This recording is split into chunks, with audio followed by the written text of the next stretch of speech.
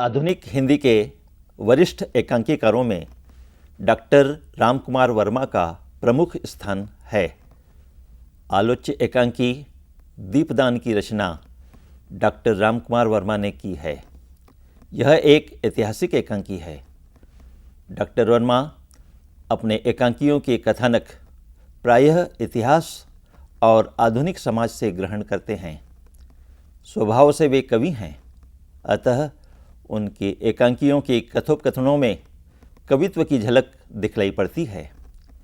दीपदान नामक एकांकी की कथावस्तु चित्तौड़ के इतिहास प्रसिद्ध महाराणा सांगा के सबसे छोटे पुत्र कुंवर उदय सिंह से संबंधित है। यह एक प्रख्यात कथा है। महाराणा सांगा की मृत्यु के पश्चात महाराणा रतन सिंह 3 वर्ष राज करने के पश्चात स्वर्गवासी हो गए।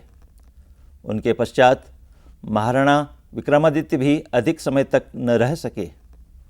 महाराणा सांगा के भाई पृथ्वीराज का एक दासी पुत्र बनवीर था। वह बहुत महत्वाकांक्षी और कुटिल मनोवृत्ति का था। वह चित्तौड़ पर राज्य करना चाहता था, अतः राज्य प्राप्ति के मार्ग में रुकावट बनने वाली सभी व्यक्तियों को उसने एक एक कर खत्म करने का मार्ग अपनाया। अपनी योजना को मूर्त रूप प्रदान करने के लिए उसने चित्तौड़ के दुर्ग में असमय ही माँ तुलजा भवानी की पूजा और दीपदान करने का उत्सव आयोजित किया। उसने अपनी योजना के अनुसार सबसे पहले राणा विक्रमादित्य की हत्या की और उसके पश्चात वह कुंवर उदय सिंह की हत्या के लिए कुंवर उदय सिंह के शयन कक्ष में आया। कुंवर उदय सिंह के लालन पालन और रक्षा का दायित्व पन्ना नाम की एक राजपुतनी दहाय के पास था। वह समझदार, चतुर और राष्ट्रभक्त स्त्री थी। कुंवर के समवयस्क उसका एक पुत्र चंदन भी था।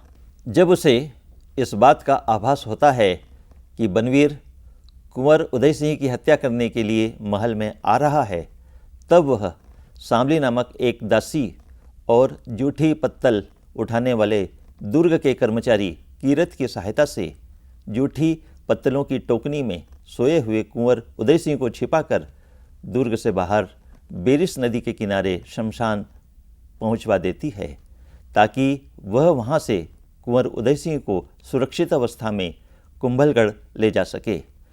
इसके पश्चात वह अपने पुत्र चंदन को कुंवर उदय सिंह के शयन कक्ष में कुंवर की शैया पर सुलाकर उसे चादर से ढक देती है। राणा विक्रमादित्य की हत्या कर देने के पश्चात जब बनवीर कुंवर उदय सिंह के शयन कक्ष में आता है, तब उसका सामना पन्नाधाय से होता है।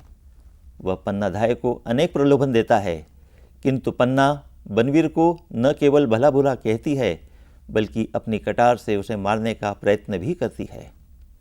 बनवीर उसे औरत समझकर उसकी हत्या नहीं करता है, किंतु उसके सामने ही अपनी तलवार से कुंवर उदय सिंह के धोखे में पन्ना के पुत्र चंदन की हत्या कर देता है, जो कि कुंवर उदय सिंह की शैया पर सोया हुआ था।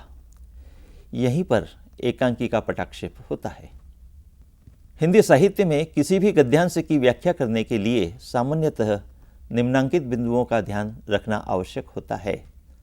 सबसे पहले व्याख्या के लिए प्रस्तुत गद्यांश, जिसे अवतरण भी कहते हैं, का संदर्भ प्रस्तुत करना होता है। संदर्भ में उस रचना का नाम बतलाना होता है जिसमें से गद्य का वह अंश व्याख्या के लिए लिया गया है। उसके पश्चात संदर्भ में रचनाकार का नाम बतलाना होता है। संदर्भ के पश्चात प्रसंग बतलाना चाहिए। व्याख्या के लिए जो अंश प्रस्तुत किया गया है वह रचना के कौन से प्रसंग से लिया गया है, अर्थात उस गद्यांश का संबंध पूर्व कथा से किस तरह है, यह बतलाना आवश्यक होता है।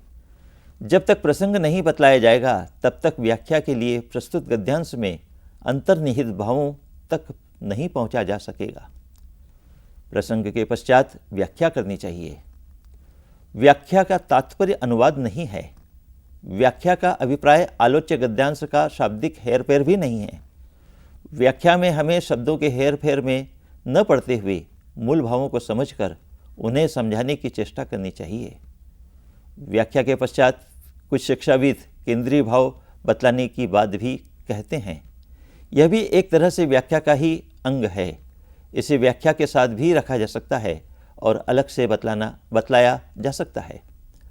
व्याख्या के पश्चात गद्य सौंदर्य के अंतर्गत भाषा, शैली, शब्द शक्ति, शब्द गुण, तुलनात्मकता तथा अन्य महत्वपूर्ण कोई बात हो तो वह बतलाना चाहिए। कभी कभी कुछ विद्यार्थी गद्यांश में अंतर्निहित मनोविज्ञान अथवा दार्शनिक भावों को भी बतलाते हैं।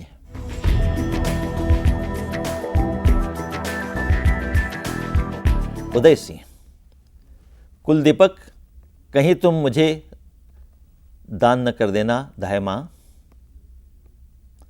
वे नाचने वाली लड़कियां तुलजा भवानी की पूजा में दीपदान करके ही नाच रही हैं। वे दीपक छोटे से कुंड में कैसे नाचते हैं। मचले हुए स्वर में, चलो न दाय माँ, तुम उनका दीपदान देख लो। जिस तरह उनके दीपक नाचते हैं उसी तरह से वे भी नाच रही हैं। प्रस्तुत गद्यांश डॉक्टर रामकुमार वर्मा द्वारा लिखे गए एकांकी दीपदान से लिया गया है। चित्तौड़ दुर्ग में मां तुलजा भवानी की पूजा के निमित्त नृत्य और गान के साथ दीपदान का उत्सव मनाया जा रहा है। पन्नाधाय के साथ कुंवर उदय सिंह का वार्तालाप चल रहा है। कुंवर जब दीपदान उत्सव की बात करता है तब पन्ना उससे कहती है कि तुम चित्तौड़ के सूरज राजवंश के दीपक और महाराणा सांगा के कुलदीपक हो।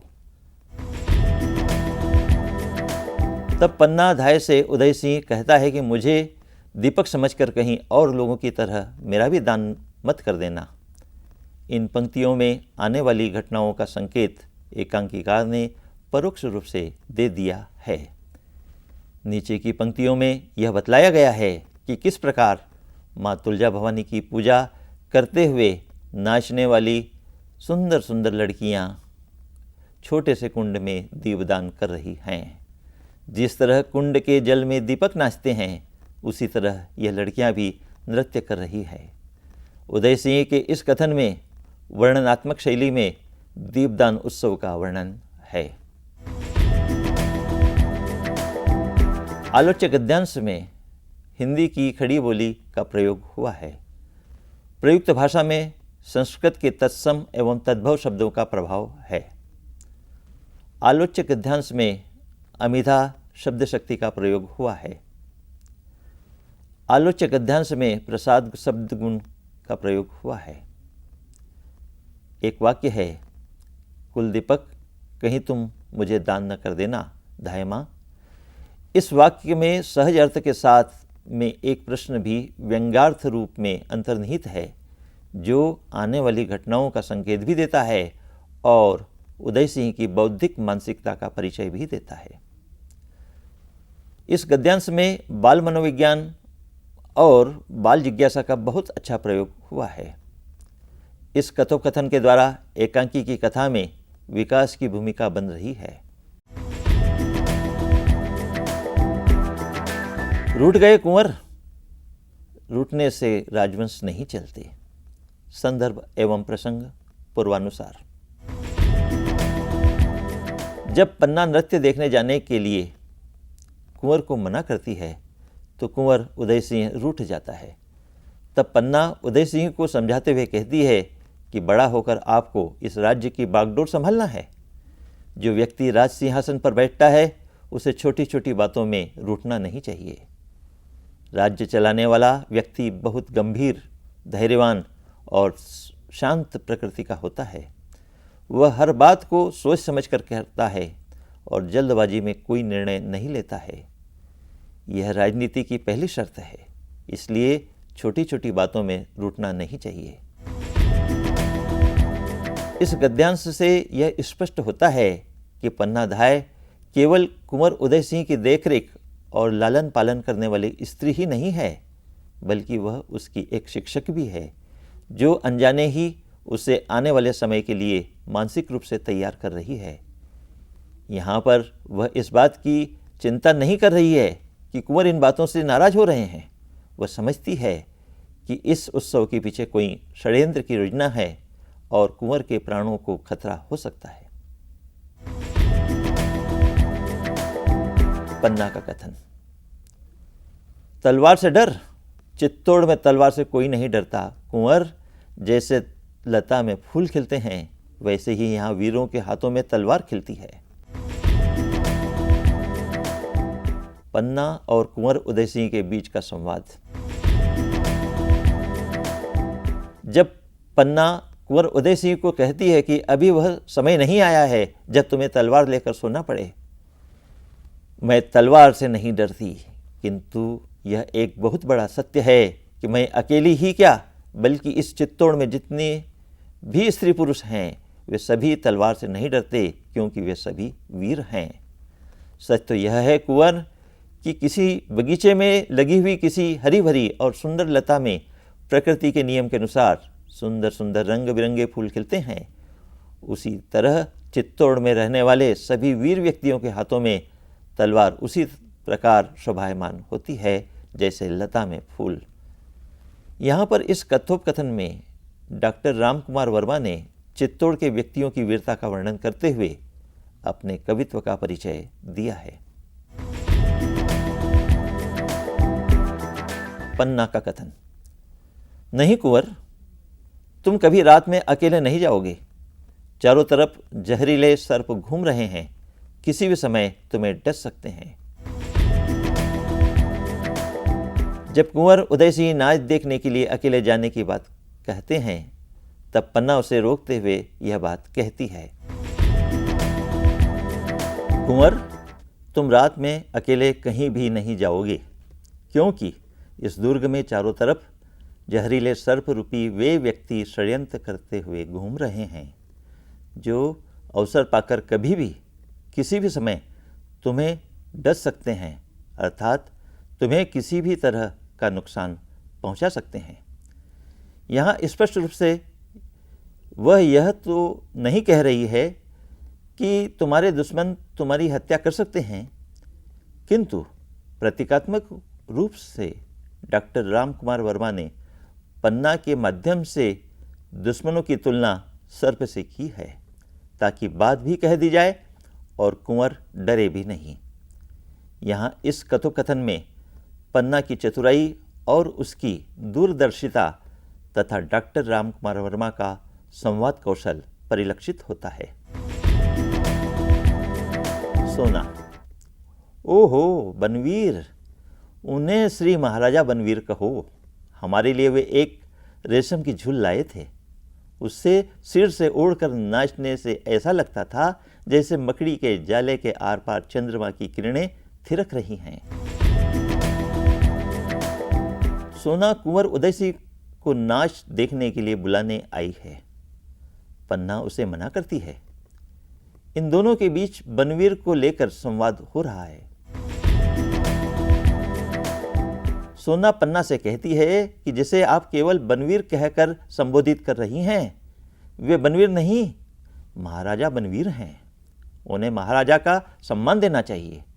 सोना बनवीर की प्रशंसा करती है, क्योंकि वह इस दीपदान के उत्सव में सोना के लिए रेशम की झूल लाए हैं। सोना बतलाती है कि जब उसने उस झूल को अपने सिर पर धारण कर नृत्य किया तो ऐसा प्रतीत हो रहा था जैसे वह झूल नहीं मकड़ी का जाला है, और सोना का मुखमंडल उसका मुख नहीं अपितु चंद्रमा है। उसके मुख का सौंदर्य किरण बनकर उस झूल से बाहर प्रतिभासित हो रहा था। सोना के इस कथन में डॉक्टर रामकुमार वर्मा ने जो संवाद प्रस्तुत किया है उसमें उनकी कवित्व प्रियता के दर्शन होते हैं। मकड़ी के जाले और चंद्रमा की किरणों का बहुत सुंदर उपमान प्रस्तुत किया गया है। सोना। उन्होंने कहा, महल में धाय मां अरावली पहाड़ बनकर बैठ गई है। पन्ना और सोना के बीच में संवाद चल रहा है। सोना पन्ना को बनवीर की वह बात बतला रही है जो बनवीर ने पन्ना के लिए सोना से कही थी। बनवीर यह मानता है कि पन्नाधाय का व्यक्तित्व अरावली के पहाड़ के सदृश है। जिस प्रकार साधारण व्यक्ति अरावली के पहाड़ पर चढ़ नहीं सकता, उसी तरह पन्नाधाय की इच्छा के विपरीत कोई भी व्यक्ति उससे कोई कार्य करवा नहीं सकता। परोक्ष रूप से एकांकीकार ने बनवीर के माध्यम से पन्ना के चरित्र की विशेषताओं को रेखांकित करवाया है। बनवीर का उद्देश्य चित्तौड़ का महाराणा बनना है और निष्कंटक राज्य करने के लिए उसके उद्देश्य प्राप्ति के रास्ते में आने वाले सभी उत्तराधिकारी व्यक्तियों, विशेषकर कुंवर उदयसिंह का हटना जरूरी है। पन्नाधाय के होते हुए कुंवर को रास्ते से हटाना बनवीर के लिए बहुत कठिन कार्य है। बनवीर की यह बात सोना के माध्यम से कहलवाई गई है। सोना, भाग्य तो सबके होता है धाय माँ। यह नुपुर मेरे पैरों में पड़े हैं तो इनका भी भाग्य है। मेरे पैरों की गति में गीत गाते हैं तो वह भी इनका भाग्य है। मेरे आगमन का संदेश पहले ही पहुंचा देते हैं तो वह भी इनका भाग्य है। और जब मेरे पैर रुक जाते हैं तो यह मौन हो जाते हैं, वह भी इनका भाग्य है। भाग्य तो सबके होता है धाय माँ। दीपदान के उत्सव को लेकर पन्ना और सोना के बीच में वार्तालाप। माँ तुलजा भवानी के सामने होने वाले दीपदान के उत्सव और इस उत्सव में होने वाले नृत्य और गान की चर्चा करते हुए सोना पन्ना से कहती है कि आपकी इच्छा उत्सव में न जाने की है तो न जाइए, किंतु भाग्य की बात न कहिए। भाग्य तो सभी व्यक्तियों और स्थितियों में का होता है। मेरे पैरों में पड़े हुए नुपुर अर्थात पायजेब का भी भाग्य है, क्योंकि यह मेरे पैरों की गति से जुड़े हैं, मेरे नृत्य से जुड़े हैं, मेरे लय और ताल से जुड़े हैं।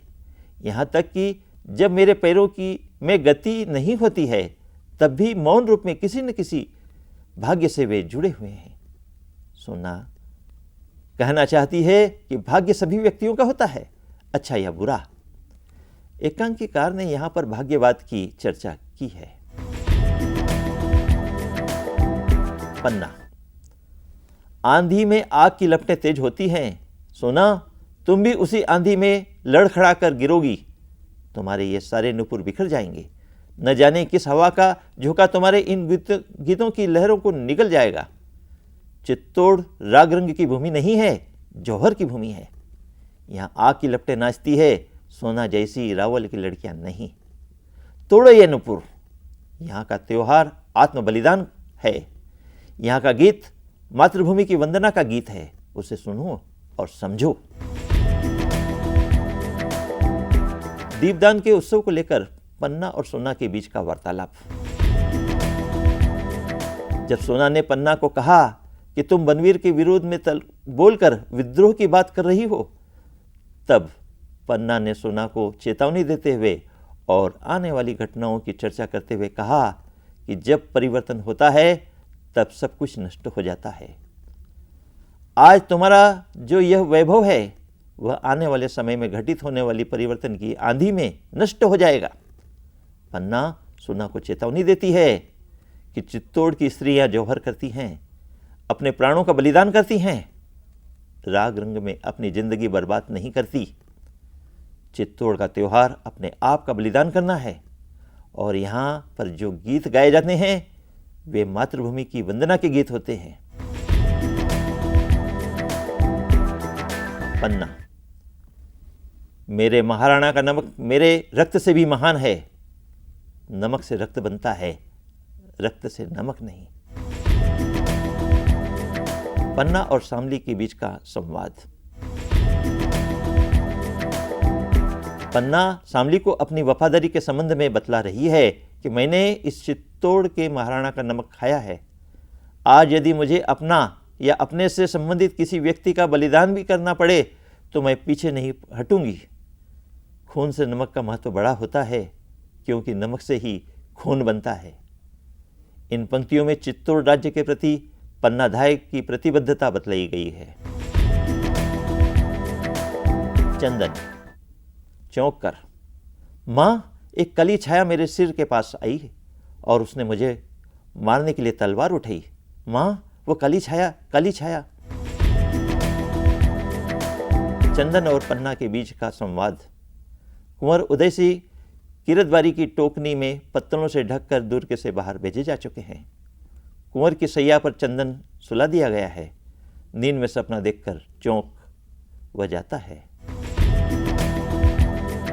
सपने में चंदन ने देखा कि कोई एक काली छाया है जो उसके सिर के पास आती है और उसे मारने के लिए तलवार उठाती है। इन पंक्तियों के माध्यम से एकांकीकार डॉक्टर रामकुमार वर्मा ने आने वाली घटना का संकेत दिया है। साथ ही इस संवाद के अनुवर्ती पन्ना का अंतर्द्वंद भी प्रारंभ हो जाता है। यह लगभग तय है कि बनवीर के हाथों अब चंदन की हत्या होना ही है। पन्ना। राजपुतनी व्यापार नहीं करती महाराज, वह या तो रणभूमि पर चढ़ती है या चिता पर। बनवीर कुंवर उदय सिंह की हत्या करने के लिए कुंवर के शयन कक्ष में आ चुका है। पन्ना को वह प्रलोभन देता है। पन्ना कहती है कि चित्तौड़ की राजपूत स्त्रियां अपने कर्तव्य के प्रति जागरूक रहती हैं। वे छोटे मोटे स्वार्थ के लिए अपने कर्तव्य के मार्ग से हटती नहीं हैं, क्योंकि वे व्यापार करना पसंद नहीं करती हैं। राजपूत स्त्रियों का एक ही कार्य रहता है, वह है अपनी मातृभूमि के लिए बलिदान करना। वे समय आने पर या तो अपने हाथों में तलवार लेकर युद्ध के मैदान में शत्रुओं के सम्मुख खड़ी होती है, या फिर वह चिता पर बैठकर अपने प्राणों का उत्सर्ग कर अपने कर्तव्य का निर्वाह करती हैं। इन पंक्तियों में एकांकीकार ने राजपूत स्त्रियों के चरित्र का गौरवपूर्ण पक्ष प्रस्तुत किया है। बनवीर। दुरहट दासी, यह नाटक बहुत देख चुका हूँ। उदय सिंह की हत्या ही मेरे राज सिंहासन की सीढ़ी है। जब तक वह जीवित है तब तक सिंहासन मेरा नहीं होगा। बनवीर कुंवर उदय सिंह को मारना चाहता है, किंतु पन्ना उसे रोकती है। तब पन्ना को हटाते हुए बनवीर कहता है कि पन्ना, मैं बहुत देर से तुम्हारा नाटक देख रहा हूँ। तुम हो तो एक दासी ही। मेरे मार्ग से हट जाओ। जब तक मैं कुंवर उदय सिंह की हत्या नहीं करूँगा तब तक मैं राज्य के सिंहासन पर नहीं बैठ पाऊँगा। कुंवर की हत्या करना मेरे लिए अनिवार्य है, क्योंकि उसकी हत्या के बाद ही सिंहासन तक मैं पहुँच पाऊँगा। यह हत्या मेरे लिए एक माध्यम है, सीढ़ी है। इन पंक्तियों में बनवीर की क्रूर महत्वाकांक्षा परिलक्षित हो रही है। बनवीर शैया के समीप जाकर, यही है मेरे मार्ग का कंटक। आज मेरे नगर में स्त्रियों ने दीपदान किया है, मैं भी यमराज को इस दीपक का दान करूंगा। यमराज, यमराज, लो इस दीपक को, यह मेरा दीपदान है। बनवीर तलवार हाथ में लेकर कुंवर उदय सिंह की हत्या करने के लिए तत्पर है और कहता है कि बनवीर कहता है कि कुंवर उदय सिंह मेरे रास्ते का कांटा है। आज चित्तौड़ की स्त्रियों ने माँ तुल्या भवानी के सामने दीपदान किया है और मैं यमराज को कुंवर उदय सिंह रूपी दीपक का दान करूंगा। यमराज को संबोधित करते हुए बनवीर कहता है कि हे यमराज, लो यह दीपक, यह मेरा दीपदान है। यह कथोपकथन क्रियात्मक है और चरम स्थिति का परिचायक है। दीपदान नामक एकांकी के कथोपकथन क्रियात्मक हैं। इन कथोपकथनों को कथा के मध्य अपनी अर्थवत्ता एवं उपयुक्तता प्रमाणित करने के लिए एकांकीकार डॉक्टर रामकुमार वर्मा को अलग से कोई योजना नहीं बनाना पड़ी है। इन कथोपकथनों में पात्रों का अंतर्द्वंद और मनोभावों का सूक्ष्म चित्रण मिलता है। इन संवादों की भाषा कवित्वपूर्ण, सरल और नाटकीय भंगिमाओं से युक्त हैं। यह सच है कि डॉक्टर वर्मा के ऐतिहासिक एकांकी अपने आदर्शवादी दृष्टिकोण के लिए प्रसिद्ध हैं। भारतीय संस्कृति का उज्जवल चित्र प्रस्तुत करने में आपको पर्याप्त सफलता मिली है। प्राचीन और मध्यकालीन इतिहास की अनेक मार्मिक घटनाएं आपके एकांकियों और नाटकों के में कथावस्तु के रूप में प्रयुक्त हुई हैं। दीपदान एकांकी से इस तथ्य की पुष्टि होती है।